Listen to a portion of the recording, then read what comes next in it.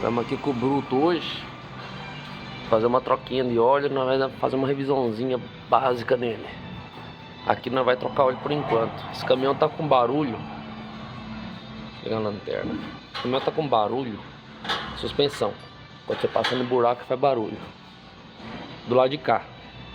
Do lado do motorista. Vendo aqui agora, eu deparei com isso, ó. Tá sorto. Não é buchamento, tá sorto aqui, ó. Eu que é só apertar aqui. Do resto, tá filé.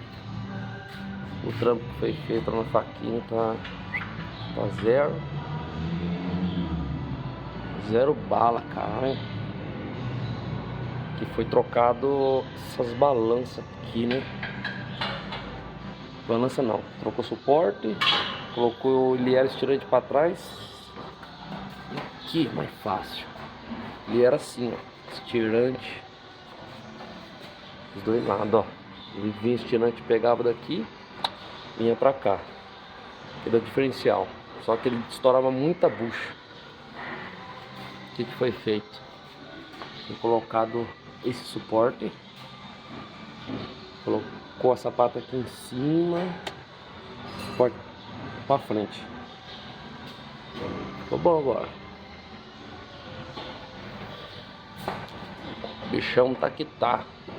Suspensorzinho novo, válvula, reloginho lá. Tá filé. Então fica a dica. Se vier Xtralis começou a fazer barulho de suspensão, pode vir aqui, ó. Um suporte do amortecedor.